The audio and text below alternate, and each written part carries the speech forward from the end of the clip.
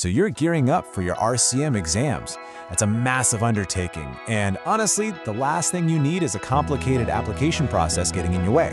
So that's what we're gonna do here. We're gonna break it all down. In the next few minutes, we'll walk through every single step to make sure your application is totally seamless, so you can focus on what really matters, nailing that exam. Taking your MRCEM or FRCEM is a huge milestone in your career, no doubt about it. But before you can even sit the exam, you gotta get through the application. And yep, it has its own set of rules, its own deadlines, but don't sweat it. That is exactly what we're here to clear up. Our goal today, to turn what can feel like a really confusing process into a simple, straightforward checklist. By the time we're done, you'll know exactly what to do, when to do it, and how to do it. You'll be ready to dodge all those common little tripwires that catch people out every single year.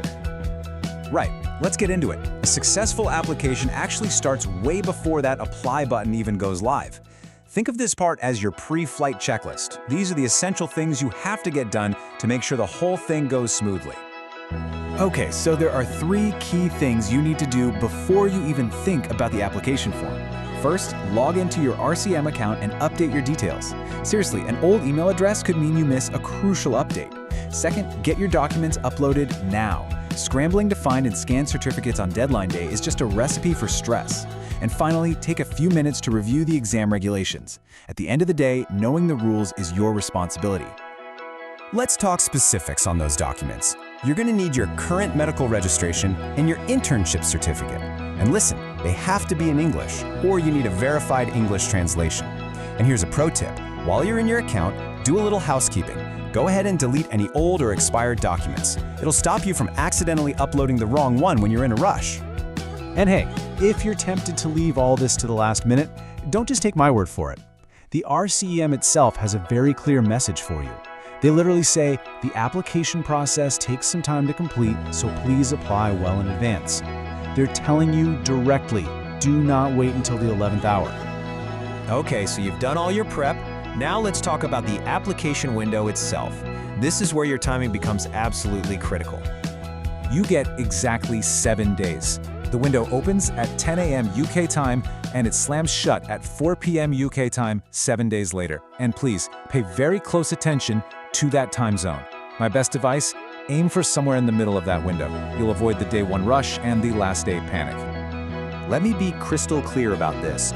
4 p.m. on that closing day is a hard, non-negotiable deadline. There are no extensions. There are no, oh, but my internet was slow exceptions. If your application isn't fully submitted by then, you've missed your shot for this sitting. It's as simple as that. All right, let's talk money. A little bit of planning here can literally save you a good chunk of cash. And it all boils down to one simple question. Are you an RCM member or not? Just as an example, have a look at the 2026 fees for the MRCEM primary exam. You can immediately see there are 2 different prices for both UK and international candidates. And yeah, that difference between being a member and a non-member, it's pretty significant. So, for a UK-based candidate, becoming a member saves you £96 on just this one exam. That's a pretty big saving. That could go towards study materials, or, you know, a whole lot of coffee to get you through those study sessions. So how do you get that sweet discount? Well, your membership has to be fully paid up before the exam window opens. And here is the absolute key detail. You need to allow at least 24 hours for that payment to process and show up on your account. Don't pay for it an hour before you apply, it won't work. Plus, as a nice little bonus, being a member also gets you access to RCEM Learning, which is the only exam prep resource the college officially endorses. Okay, one last important note on cost: local taxes. This is a big one. Depending on where you live, extra taxes might be added to your exam fee. And this is based on your country of residence, not the country where you're actually taking the exam. So just a heads up on that.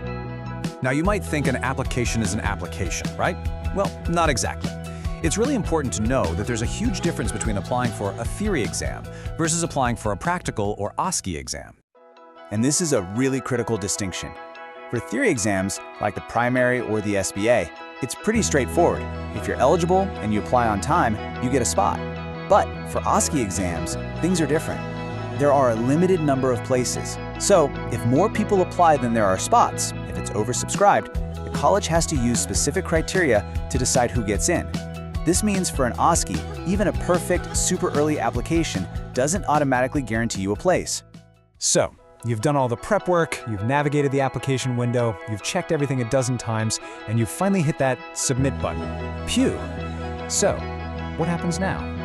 What's next? Well, you can expect to wait about 4 weeks. That's the general time frame to hear back about whether your application has been deemed eligible.